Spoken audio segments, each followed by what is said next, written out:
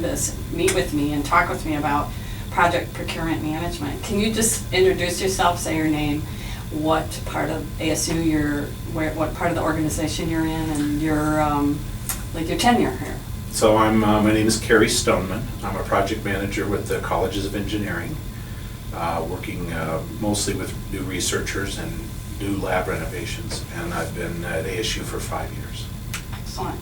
Thanks for agreeing to do this. The first area that I want to talk about a little bit is kind of in general the project procurement process, because obviously that's different in every organization, depending on the size of the organization, the kinds of projects that they are implementing, the maturity of the organization. Lots of different factors are going to go into that, like what that procurement process looks like from the project manager's perspective, because of course inside the procurement organization, they have their own set of policies and rules and regulations and laws they have to comply with and stuff. But those of us like you and I from the project management side, like our view into that and how we engage and interact with them can be very different. So I would like to hear your kind of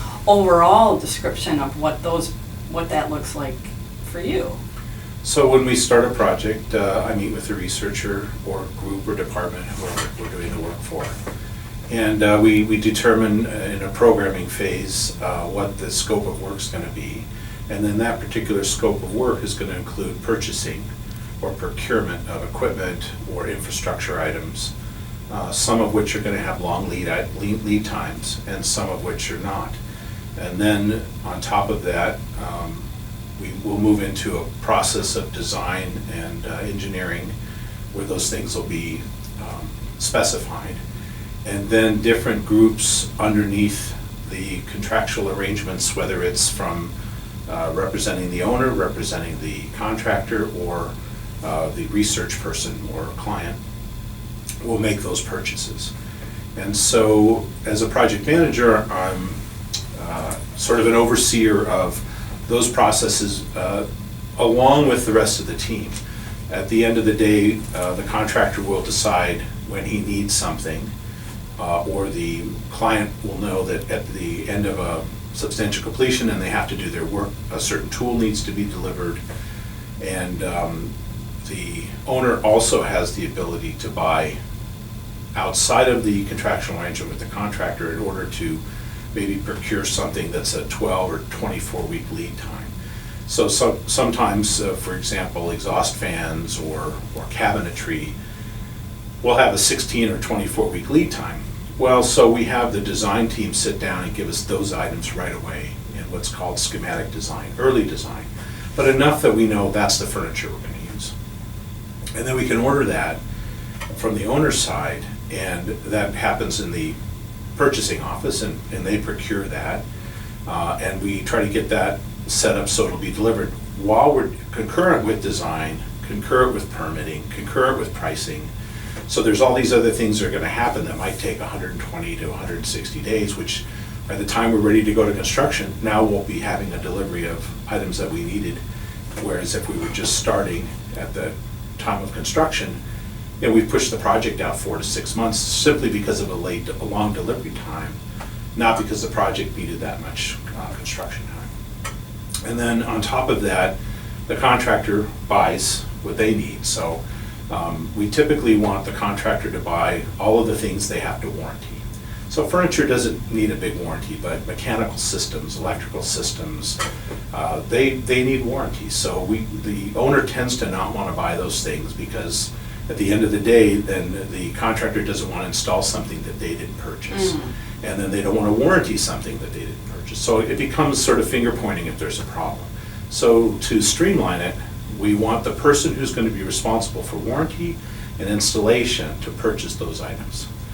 So can I take a step back and say, so the owner that you're referring to in this situation, who are the owners? Oh, so in this situation, it's Arizona State University. Okay, so the owner is, and then who like there's actually individuals who are representing that owner. Like it sounded like there's decisions to be Right. made and whatnot, so those are executive decision makers within the college that.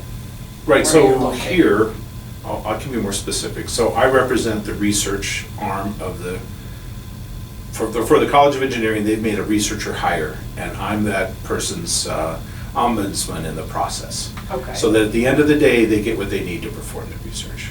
And then I'm I'm working as part of a team with Capital Project Management, who's managing the architecture and construction and bond money if we're using it. So they're managing the project, and I'm their client. The researcher's my client. And then the contractor has Capital Projects as their client. The funding actually comes through me from the funds that are given to the colleges of engineering. And there's directors, and there's a lot of people involved in the puzzle here. And so we definitely have an entire team. And then Capital Projects will work with the purchasing people at ASU should they need to buy something. Then that goes through the purchasing department. Accounting is involved with the transfer of money. If I say, yeah, so Capital Projects says, hey, I need $1 million, and I go to my boss and I say, okay, we need $1 million. We transfer it to the accounting department. Accounting sets up all the accounts, and it goes to Capital Projects. And then if something needs to be purchased, Capital Projects then writes the PO back to the purchasing department if it goes through ASU, to the contractor if it goes to the contractor. And then the researcher has his own set of funds that he's buying his specific equipment that's not infrastructure. So let's say a scanning electron microscope. And so that may be a $500 or $1 million piece of equipment that the researcher's purchasing. And then I'm collaborating with that person on what does that tool need to operate? And then that becomes part of the project. Is that Yep. clear? Yep, and so it sounds like this sounds like a very specialized kind of project management where the sort of classic or standard-ish looking project management, the capital, what we call the capital project. Right. Like those folks are experts at like buildings and infrastructure and things like that, but not specific to research projects. Or laboratories. Right, and so the project management that you're doing and the project management services that you provide within the College of Engineering is focused on that very specific realm of what engineering researchers need and how they need it. Because that individual, these are for new hires, that individual isn't even here yet, right? Correct, And right. so they can't possibly be advocating and communicating and negotiating and working with that capital projects management person in Right. order to ensure that the laboratory that they need is. Right. They're working with me before they get here, programming and laying out how they want their lab and how many people they're bringing, how many PhD students, postdocs, graduate students, what kind of deliverable they might have. So sometimes we do get people that are a full professor and they have a grant or some deliverable. It could be millions of dollars, and they say, look, I need to hit the ground running, and here's what I need, and can you provide that? And so right away we have a schedule issue and we have a deliverable, and we know what kind of pressure there's going to be, if you will, on the project to make sure that that's done by that specific time. Right. Which may involve, do we buy something, does ASU buy it versus the contractor? Right. Because we can't, at the end of the day, we're collaborating as a team for that. So my researcher or the team or me are setting a date that we need to hit, and then the team is trying to see if that's possible and that can be hit.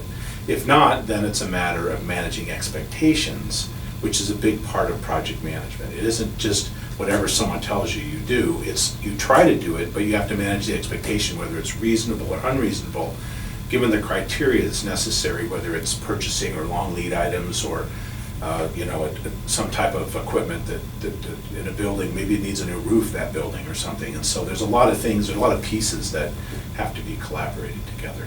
Right, and it's everything's moving and changing. It isn't like the projects that the capital capital. CPMG, let's call it that. CPMG. Yeah. What they're working on, because they're working on lots of different projects Right. for lots of different Right. constituent groups for the entire university. Right. Just On like 4 campuses. Right, just like any large, corporation, like Right. if you were to take ASU and think about it, just take all its numbers, right? And say instead of being a public university, it was a for-profit organization, it would have this much complexity with it as well. And so those folks are, achieving, they have organizational goals and long-term things that your projects are just one here and then one there and one here and one there from their perspective, and it has to work in with all that complexity going on for Correct. them too. Yeah, that's right. Yeah, and then with law changes and then with, you were mentioning before we turned the camera on a little bit about the environmental situation that exists now in terms of construction, and with the way that the economy fluctuates impacts the Right. availability of resources and what the prices of those resources are over time. Correct. Right? Right, You're- absolutely. Yeah. So in today's environment, prices have gone up. It takes a long time to get people to bid things because when they're bidding, they're not necessarily making money.